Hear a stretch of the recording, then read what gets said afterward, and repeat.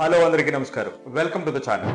ఈరోజు పేరెంట్స్ అందరికీ కూడా ఒక మంచి క్వశ్చన్. అదేమిటంటే ఇదివరకు పేరెంట్స్ పెద్దగా చదువుకోకపోయినా, అస్సలు చదువుకోకపోయినా వాళ్ళ పిల్లల్ని ఉన్నత స్థితికి ఎదగటంలో కానివ్వండి, లేదా విదేశాల్లో కూడా వెళ్ళి స్థిరపడటంలో కానివ్వండి చాలా పాత్రను పోషించారు. కానీ ఈ రోజు ఎక్కువ మంది పేరెంట్స్ చదువుకున్నప్పటికీ, మంచి పొజిషన్లో ఉన్నప్పటికీ కేవలం వాళ్ళ పిల్లల్ని చదివించడంలో కూడా ఇబ్బందిని ఎదుర్కొంటున్నారు. అప్పుడు ఆర్థికంగా ఇబ్బందులున్నా, ఇప్పుడు సెల్ఫ్ సఫిషియెంట్ ఫెసిలిటీస్ ఉన్నా కూడా ఎందుకు ఈ సమస్య? ఎక్కడుంది ప్రాబ్లం? కామెంట్ చేయండి, మీ అభిప్రాయం తెలియచేయండి. మరి మీరు అడిగితే మా రీసెర్చ్ ఏం చెబుతుంది అంటే ఇది పూర్తిగా పేరెంట్స్ మరియు కొన్ని స్కూల్స్ యొక్క తప్పిదం. ఎస్, మీరు విన్నది కరెక్టే. పేరెంట్స్ తప్ప అని కొంతమంది ప్రశ్నించవచ్చు.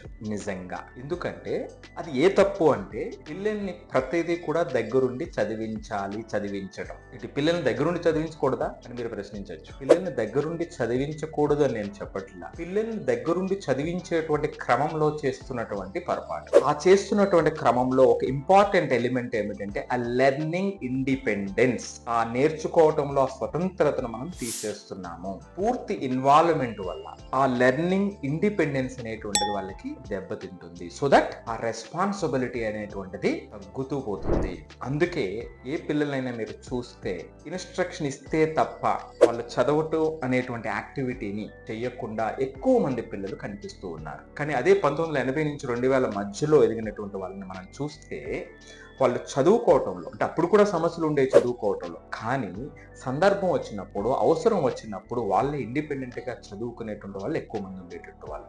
అలాగే లాంగ్వేజ్ కానివ్వండి, సోషల్ సైన్సెస్ కానివ్వండి, వాళ్ళు వెంటనే దాన్ని మరలా చదువుకోవటం, రిపీట్ చేసుకోవటం. సో ఆ విధంగా వాళ్ళకు వాళ్ళు ఆ సెల్ఫ్ రెగ్యులేట్ చేసుకునేటువంటి వాళ్ళు. అదే మ్యాథమెటిక్స్ లాంటిది వస్తే ఒక పలక తీసుకుని పలక మీద విపరీతంగా ప్రాక్టీస్ చేసేటువంటి వాళ్ళు చాలా ఎక్కువ మంది కనిపిస్తూ ఉండేవారు. అంటే ఈ లక్షణాలు ఏమిటంటే వాళ్ళని ఆ లెర్నింగ్ ఇండిపెండెన్స్ వైపు, ఆ లెర్నింగ్ రెస్పాన్సిబిలిటీ వైపు పంపించినటువంటి కీలకమైనటువంటి పాయింట్స్.